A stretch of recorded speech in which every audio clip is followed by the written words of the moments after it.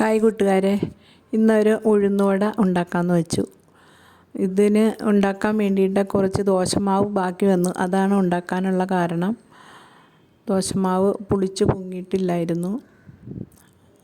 2 ദിവസം മുമ്പുള്ള ദോശമാവാണ്. അപ്പോൾ അത് കളയണ്ടല്ലോ എന്ന് വിചാരിച്ചിട്ട് ഞാൻ ഇങ്ങനെയൊന്ന് ഉണ്ടാക്കി നോക്കിയതാണ്.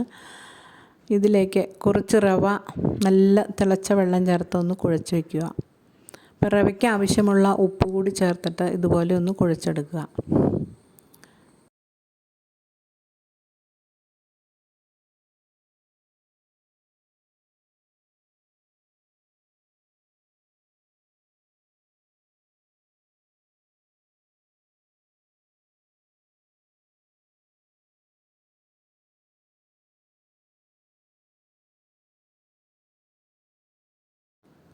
ഇതിലേക്ക് ഒരു ചെറിയ പച്ചമുളക് വളരെ ചെറുതായി അരിഞ്ഞത് ചേർത്ത് കൊടുക്കുക.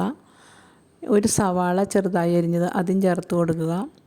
കുറച്ച് മുരിങ്ങയിലയാണ് ഞാൻ ഇതിനകത്ത് ചേർത്തേക്കുന്നത്. അപ്പോൾ ഇലകളൊക്കെ ഇഷ്ടമല്ലാത്തവർക്ക് ഇതൊക്കെ ഒന്ന് ചേർത്ത് ഇങ്ങനെ ഉണ്ടാക്കി കൊടുത്താൽ കഴിച്ചോളൂ. മുരിങ്ങയില ചേർത്ത് കൊടുത്തു. പിന്നെ അല്പം കുരുമുളക് മുഴുവനില്ല, അത് കാരണം പൊടിയാണ് ചേർത്തേക്കുന്നത്.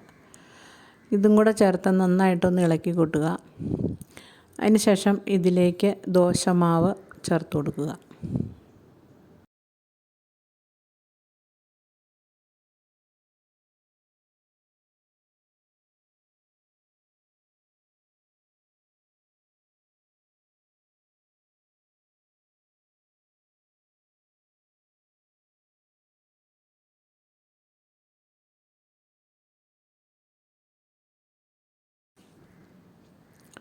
ദോശമാവ് കൂടി ചേർത്തപ്പോൾ ഇത്തിരി വെള്ളം കൂടിപ്പോയെന്നൊരു സംശയം.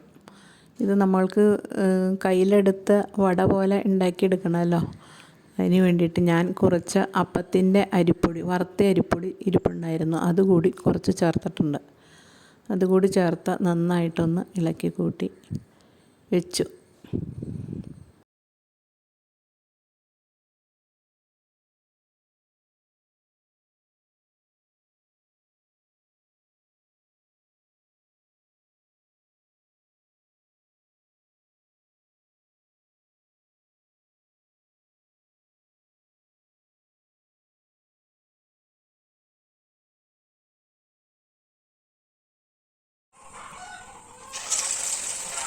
അതിനുശേഷം ഇത് വെളിച്ചെണ്ണയിൽ ഇങ്ങനെ പൊരിച്ചെടുക്കാം. അടിപൊളി ടേസ്റ്റിയായ ഒരു ഉഴുന്നുവട.